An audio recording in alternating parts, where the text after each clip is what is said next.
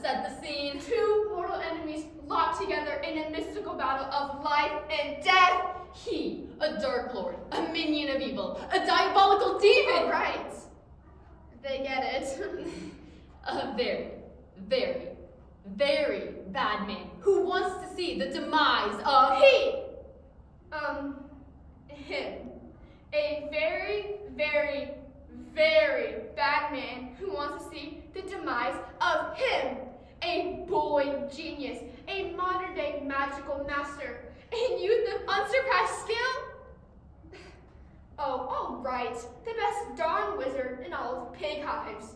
Yes, Pig Hives, because we can't say the words warts and hog together without being sued. or suffering a rather nasty charm or spell directed at us by the author of that other epic teen coming of age series. No, so instead, we're forced to tell you the tale of Gary Trotter and he whose name we cannot say due to copyright infringement. In this delightfully absurd parody, Gary Trotter, a boy wizard with a suspiciously familiar name, battles his arch nemesis, an evil force whose name must remain unspoken lest the gods of copyright strike down upon them. armed with sarcasm, magic wands, and a whole lot of legal disclaimers. If you love absurd humor, magical mishaps, and can handle a little legal banner, Gary Trotter and he whose name we cannot say due to copyright infringement by Patrick Bates Will delight or maybe, just maybe, annoy the devoted fantasy reader. Pig Hives! Night of the Great Cribbage Game! 10. 15 for 2 points, I win! This is a stupid card game. Only one thing can make this better. If you're flying on broomsticks, flinging the cards at some great cribbage board while the other player tries to scoop the cards up in a net? No. If you were dead. It is time you knew the truth, Gary Trotter! What's so funny? You're not very sinister with that girly voice, Voldemort. You knew it was me all along, didn't you? How did you know? That apple-shaped birthmark on my ankle always itches whenever you're around. Plus, everyone at Pig Hives knows you're the world's worst cribbage player. I beat your mother and father, and now I can beat you! Expecto Nintendo! Hold on. What now? Just curious. How so? How is it we can say the words Volvo and Nintendo, but we can't say those other words, which everyone would recognize from the other teen coming-of-age series set in the mythical parallel universes within England? Why do you have to be so darn inquisitive? You should be quaking in fear at my sight. Right, the scene, okay. The only way you could have beaten my mother and father the last night they were seen is to cheat! And the only way to beat a cheater is to not play his game. No! Your logic has defeated me this time, Trotter! But we shall meet again in Gary Trotter and the next book in the series. Scene, a bus stop with a magical portal into the world of Pig Hives early one morning. Excuse me, sir, is this the bus to Pig Hives? Well, it won't be stopping in Times Square if that's what you're asking. I am. I need to get to Pig Hives and warn my friends that he whose name we cannot say due to copyright infringements. Well, who's that? I cannot say his name. Get out of the road! Why's that? 2 reasons, actually. One, we could get sued. Well, the other. Saying his name brings him about. There are other ways to summon him. Gary Trotter. You? Yes, ma'am. But how? I put your following hex in your socks. Plus, I pretty much know this is one of the only ways you can get to Pig Hives. Because, as you know, I was a student then. You? A student at Pig Hives? Yes, Trotter. Don't act so surprised. But how did you take something as good as Pig Hives and turn out so evil? I don't think twice about what you say, Trotter. You have to meet to the shadowy side of the magic. Yeah. What about you, though? How did you turn out so rotten? There's one with death hex in the valedictorian, and they make it out like it's the end of the world or something. It was you who killed Dimpledog's baby twin sister! No one ever proved it! You're gonna hit the singing bush!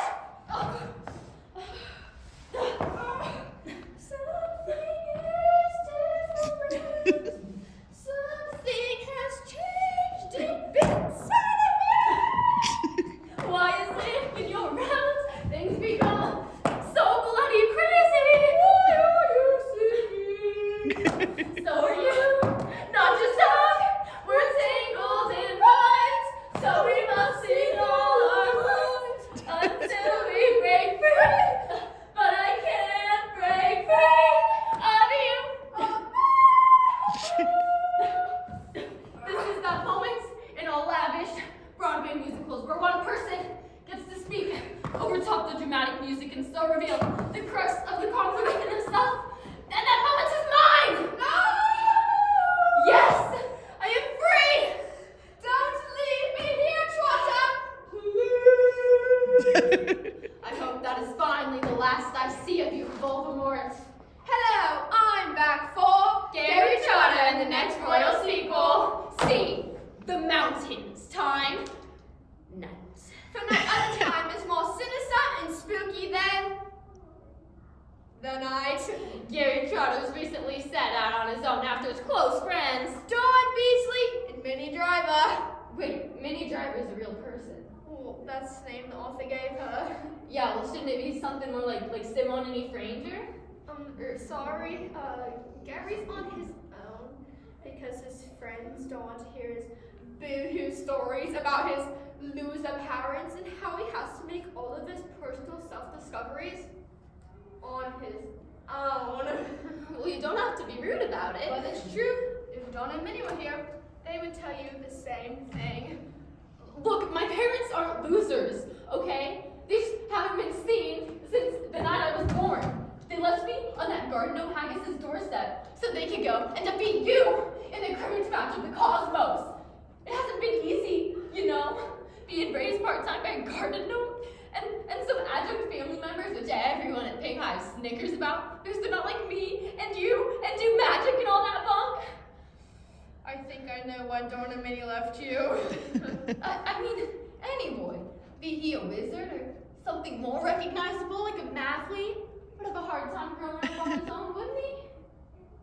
You're right. So now I will possess your soul.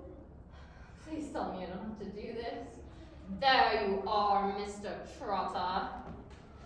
I'm late sewing, are you? You kids keep sneaking about, hiding behind all the curtains in this place. Someone has to maintain order. And just what are you doing here? Don't you know he whose name we cannot say due to copyright infringements might be lurking about? You mean Voldemort is here? You said his name! You said his name! I said my own name, Drapes. Take that! No! You didn't have to kill him. Professor Drapes is one of the best teachers we had here at Pig Hives. Just remember, Trotter, it could have been you. You know, you keep saying that, but you don't do anything about it. Why is that? Well, it's good for business. You live, I live, and the money just keeps on rolling. Just J keeps K, JK. Rolling right along to the next book.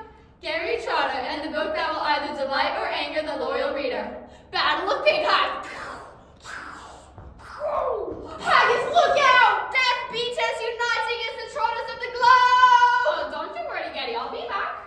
I'll get you, Trotter, and your little fowl too! Stay away from my pigeon! Too late! Squall in the moon! Hedge pig!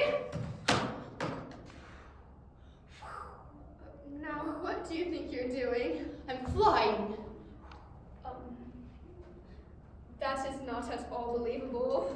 If there's one thing I believe, Voldemort, it's that goodness will prevail over badness. It is time you come to the dark side, Trotter.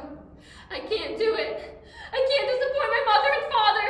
Gary, I am your father and mother. Wait, time out.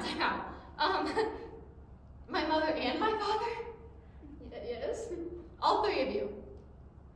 Isn't that a bit much even for a fantasy? Oh no, it's possible. How is it possible? Through the process of osmosis. When all three of us played the cosmic cribbage match against Voldemort, all three of us fused into one entity.